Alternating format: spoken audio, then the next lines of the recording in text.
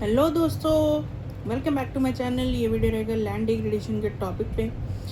ये class 10th का topic geography का चैप्टर 1 रिसोर्स एंड डेवलपमेंट वही कंटिन्यू कर रहे हैं। आने वाली वीडियो में हम बात करेंगे सॉइल एज अ रिसोर्स की, लेकिन अभी जो फोकस रहेगा वो रहेगा लैंड डिग्रेडेशन पे।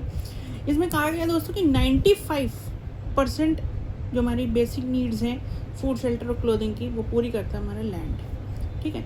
दूसरा क्या है, हमारी कुछ ह्यूमन एक्टिविटीज़ ने फोर्स किया है to cause land degradation by the natural forces. ठीक है। थर्ड क्या है, ह्यूमन एक्टिविटीज़ कैसी हैं, जैसे हम क्या है, ओवर ग्रेजिंग, डिफॉरेस्टेशन, इसने बहुत ज़्यादा ही लैंड डिग्रेडेशन को सिग्निफिकेंटली हेल्प किया है कॉज होने में। अच्छा, उसके बाद क्या कहा गया कि बहुत जगह अब और भी एक्टिविटीज़ बताई जा रही हैं। बहुत जगह क्या हुआ, जैसे माइनिंग वर्क्स होते ना, माइनिंग का वर्क किया, ठीक है, एक्सकवेशन का वर्क किया, उसके बाद जब वो कंप्लीट हो गया तो उसमें डीप स्कार्स आ गई ऑफ लैंड डिग्रेडेशन की। ठीक है। और उसके बाद क्या हुआ,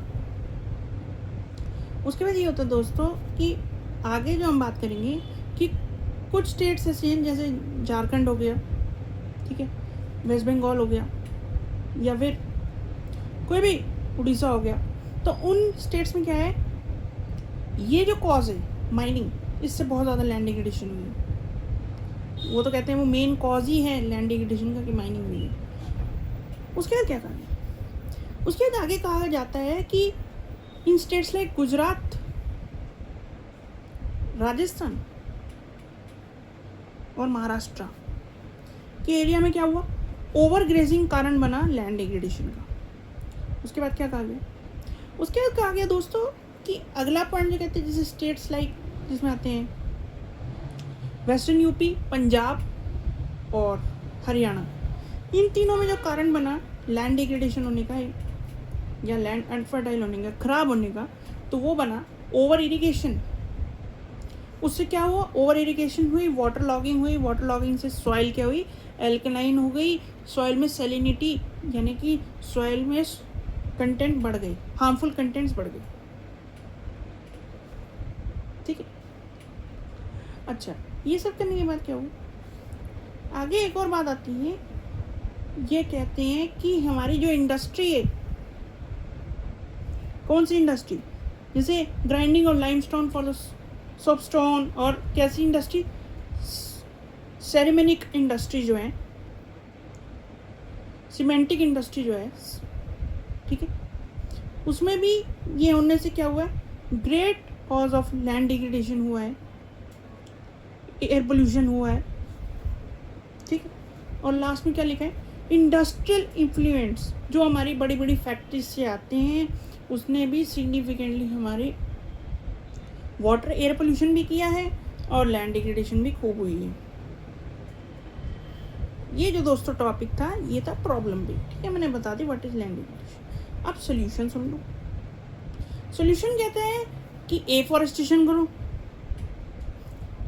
control over the grazing land करो। ठीक है, फर्स्ट पॉइंट। सेकंड क्या कहता है, सेकंड कहता है कि ठीक है, कंट्रोल करने के बाद आप शेल्टर बेल्ट्स लगाओ, ठीक है, और थॉर्नी बुशेस उगाओ जो एरिड एरियाज में, जहाँ एरिड एरिया होता है, जैसे राजस्थान का एरिया, डेजर्टेड एरियाज जहाँ जाए, वहाँ पे आप ये कंट्रोल कर सकते हो।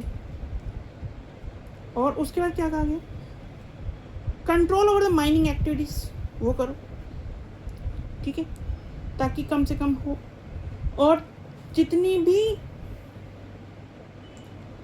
वो है, क्या कहते हैं, जितनी भी हमारी लास्ट की जो मैंने बात कही, जितनी भी हमारी इंडस्ट्रियल एफिलिएंट्स हैं, उन पे आप कंट्रोल करो, उनके डिस्चार्ज को आप अच्छे से डिस्पोज ऑफ करने में हेल्प करो।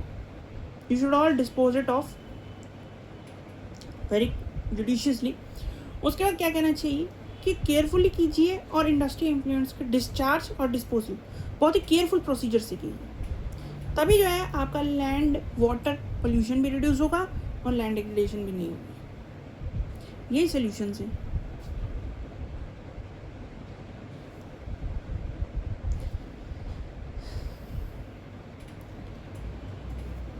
आगे आने वाली वीडियो में दोस्तों हम पढ़ेंगे सॉइल के बारे में, डिफरेंट टाइप्स ऑफ सॉइल की बात होगी आगे अगली वीडियो में।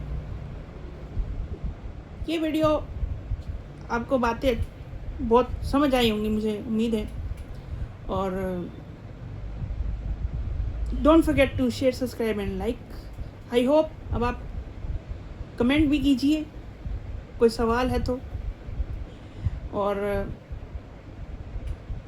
आने वाली वीडियो में हम बात करेंगे सॉइल के ऊपर। जितने इम्पोर्टेंट रिसोर्सेज की इसमें बात की गई है उसमें सॉइल भी छूटा नहीं है। तो सॉइल की जब बात होगी तो तब बताएंगे कि सॉइल को कैसे कंजर्व करना है। लैंड का सोल्यूशन मैंने दे दिया है, लैंड डिग्रेडेशन कैसे रोकनी है। तब तक के लिए दोस्तों मेरी तरफ से गुड बाय।